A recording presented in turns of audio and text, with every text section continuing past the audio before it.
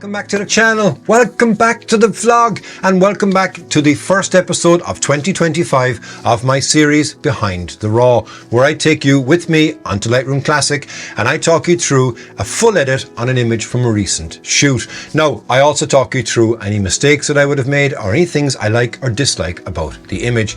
Now, this week, it's the turn of a trip that I took to County Leitrim with my two good buddies, Dermot and Patrick, and we went first and foremost to an area that I'd wanted to visit for a long time, and it's called Eagles Rock. It's a very prominent structure on the back of Benbulben, and it was one that struck me for many years that I wanted to visit. And when we arrived there, we actually went for a 2-for-1, so we arrived late because guess what, it's a far distance from Cork up to Leitrim, and we arrived just in time for sunset, so I got some fantastic drone footage there. The structure is absolutely stunning, and we spent the night, and then the following morning it was when it really all kicked off because we had clear skies overnight, so I knew I was going to be able to get at least a bit of direct light. So I waited for the light to rise and then got some golden glow coming across this fabulous structure. So yeah, we're going to jump over here now onto Lightroom Classic and I'll talk you through the entire edit. Let's go.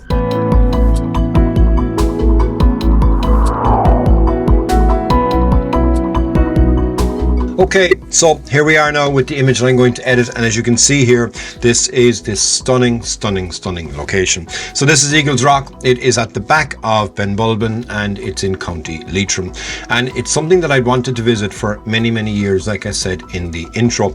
And the morning in question here, if you look at this image, you can see that we've got hints of light that are coming on these bushes here, plus it's all reflecting off the structure.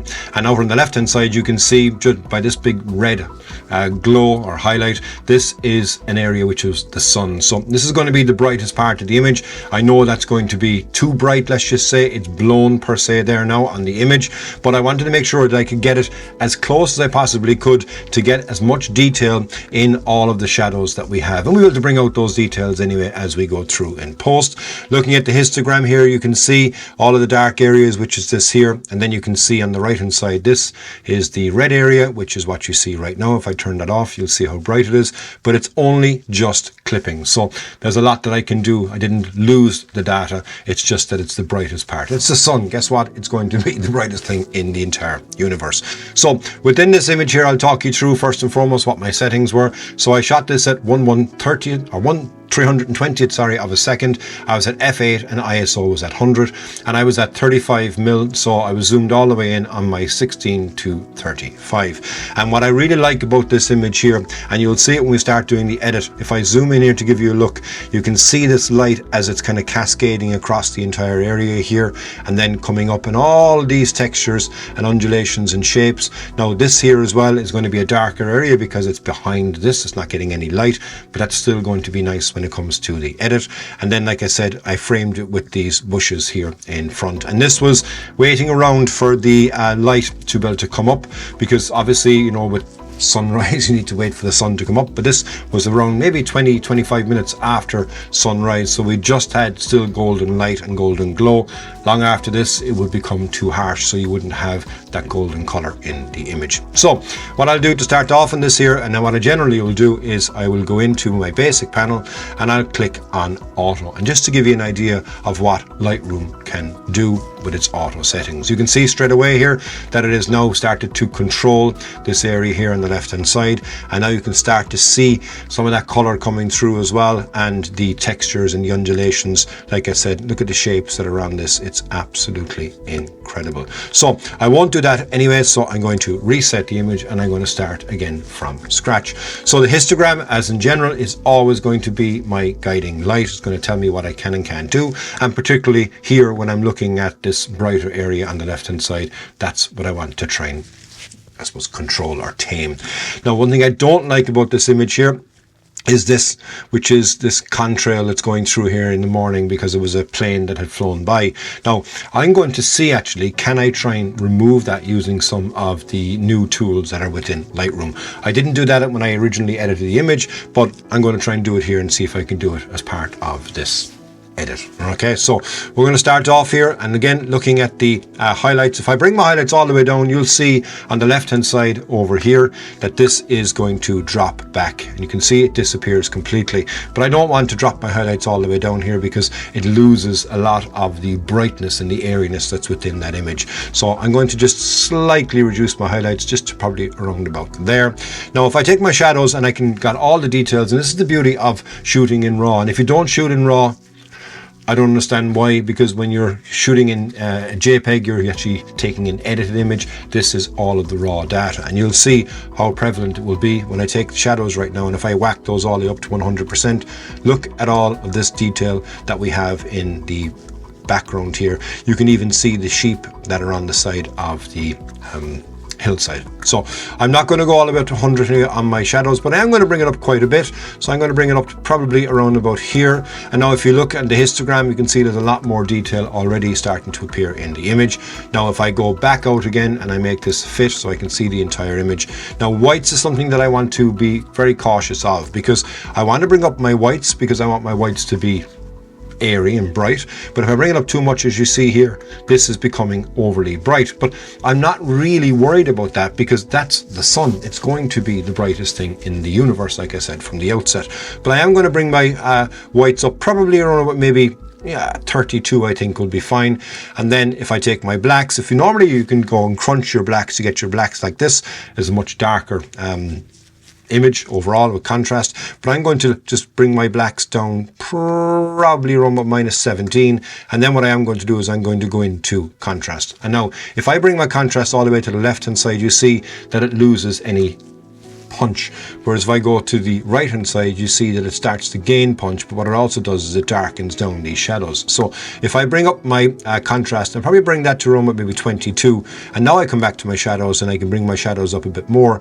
You'll see here now that I'm getting all of those details here, and I'm not getting that lighter effect on the image.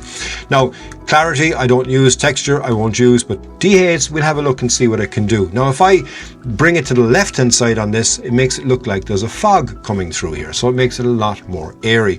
Now if I bring it to the right hand side here, you see that it darkens down and removes any of the haze that's there within the overall image. But what I'm going to do is I'm just going to add very small amount. Yeah, a +6 I think is enough for me to do here.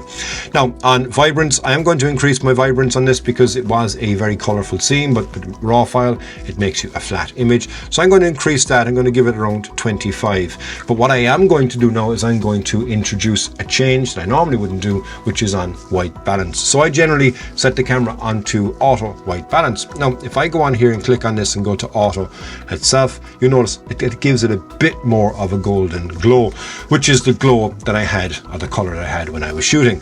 But what I would do want to do is I want to increase that further. So I'm going to take the temperature here and I'm going to bring that more towards the yellow, and as you see here now I'm getting a much nicer and warmer glow. And if I take off that highlight priority, so you can see now on the left hand side here, that's the glow that's starting and it's coming in overall on the image. So that's an interesting one to be able to do when you are at sunrise and sunset, is you want to kind of, you know, bring in more of the natural color that was there when you were shooting it anyway. And for me, that was the color that I had. Now I noticed something here on the right hand side of this image. As you see, I've got this flare. So the sunlight was coming in here and then obviously hit off the elements and then bounced back off the elements here, and I'm getting this flare. So let's see now if we can go into Lightroom and see, can it fix it? So on the new features within Lightroom here, you have a series of different things that you can do. So you can go on here to clone, you can go to heal, or you can do remove. So I'm going to go into remove.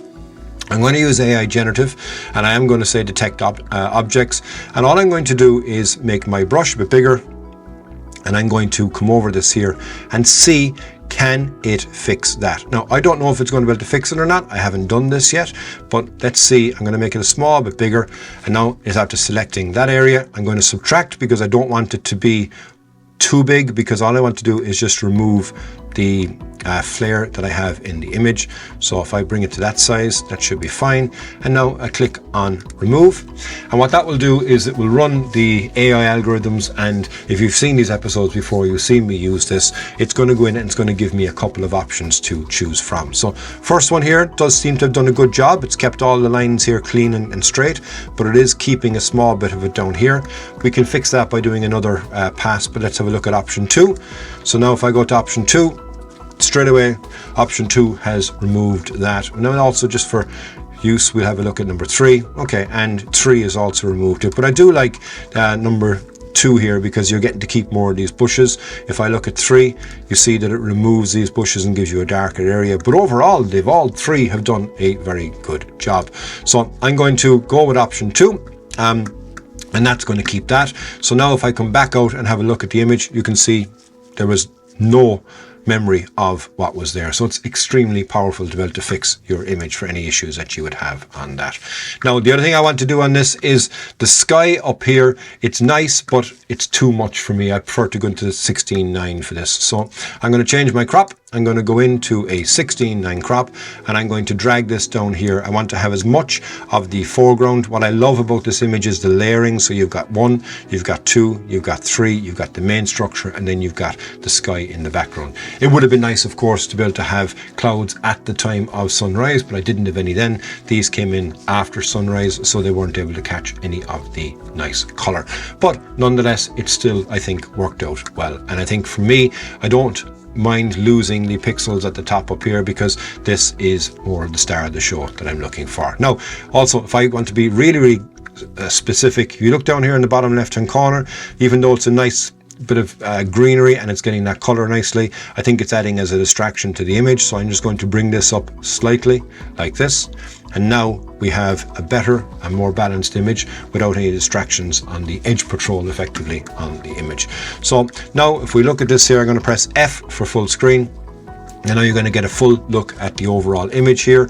I think this is fine. Yeah, I don't care. There's nothing more for me to do except try and see, can I remove this chemtrail here with, or this contrail, with a generative AI. So we'll go back in here to generative AI. We're going to go back into remove. We're going to make our brush a bit smaller. And now I'm just going to paint over this here. And I don't necessarily need to be very specific because it is going to try and take all of the areas that it has, but I do want to remove and make this a bit smaller. So I'm going to, I don't want you to affect any of the main structure here. So I'm going to take that out. I'm going to take this out here. And now I'm going to remove that, and I'm going to remove that. So let's now see if we go in here to remove, can it remove that? That's a big ask now because there's a lot going on here on the overall image. You've got, this is in the background, it's running behind the main structure, plus you've got the variance of light. So this is a lot for it to do, and I think it did it first time. Okay, let's have a look at option 2. So let's see. Okay, option 2 keeps a bit of that there, and then option 3 removes it again. So I think I'm going to stick with option 1. I like that rendition the best, and I think what that did overall is remove that distractive line that was going right through the entire image. Now, the final thing I want to do here actually is have a look, see if I get any sensor spots. So if you've seen this series before, you'll know that what I generally do is catch my dehaze. So remember that it's at 6. If I take my dehaze and whack it all the way up here, you see the image goes to absolute pot. But what it does do is it identifies, is there any sensor spots? And there isn't any sensor spots that's visible to me on this image. So yeah, I'm fine on that. And I'm going to bring this back now to 6. Now, if I finally come in here and look at my saturation, and if I just give this an increase in saturation, you see that the image now becomes a lot more colorful. You can see all of this here coming around on the hillside, plus you're getting a bit of color here in the sky. So what I am going to try and do now next is, and again, just I'm playing here more so than anything else, I'm going to go in here to my masks. I'm going to go select sky, and I'm going to see what I can do with the sky. And now if you notice with this here that it's probably going to be bleeding over here slightly, as you can see it's bleeding over that. So if we go in here and the 3 dots, click on that and go into intersect width, and I want to intersect it again with the sky. What it does is it just does a cleaner version of the image. So now if I take that and just take my exposure down, you see what it's affecting. So you can see that it's keeping everything else except for what I wanted to do, which is on the sky. So for me, what I want to do on that is I want to change my color, and I want to bring that more towards the warmer color as well, just so that it adds more punch and you lose some of that blue, which is already there, but it's about making the image more appealing and more balanced. So now if I come back into this here, you can look at my histogram. My histogram is telling me that I have a blown area on the left hand side. I know that, that's the sun. And if I now click on this here, it'll show me where the darker areas are. It's probably inside in the bushes. It's not even relevant, but I am going to just increase the blacks here slightly, just to bring that slightly up. And now we have a balanced image. Now finally, going to give it one small bit of an increase in exposure. And now when I start looking in, and I'll zoom in to have a look here, you see all of the sheep that are up on this. You can look at this phenomenal textures that you have on the side of these cliffs. And then obviously the star of the show that's here. But even down here on this area, these are just stunning, stunning, stunning shapes. And then if I look across here, there's nothing for me to be able to remove. There's nothing distracting. And you have all of the color hitting all of the leaves in the front as well. So if I take back out of this here and now look at the final image, I think for me that's the image done. Now the one thing that I do want to do is I want to go in here and I want to go into my effects and I want to add a slight vignette. So I want to be able to just go slightly like this, which will darken the outsides here.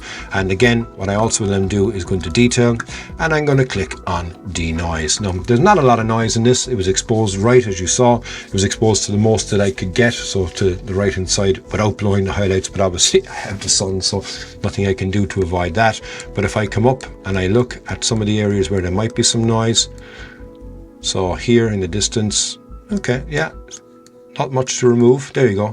There'll be some noise here for it to remove. Yeah, that will clean it up. Okay. Don't think I need to go 50. I'll probably have a look here at 30 first and foremost. I think 30. Ooh, yeah. Okay. No, 40. Yeah. So I think 40 is the right way to go. And now we'll click on this here. So yeah, there is my final image and my first in this year's series for Behind the Raw, and I can't wait to share all the adventures that we had here. We had some phenomenal locations, some challenging conditions as well, but moreover great crack to be able to have with Deirdre and with Patrick. So thank you very much as always for watching this episode. If you have any questions or any comments, please do let them in the comments below, and I hope that I'm lucky enough for me to see you next Sunday for my next episode, and also YouTube would like you to watch this episode. So until the next time, Slán go fóill.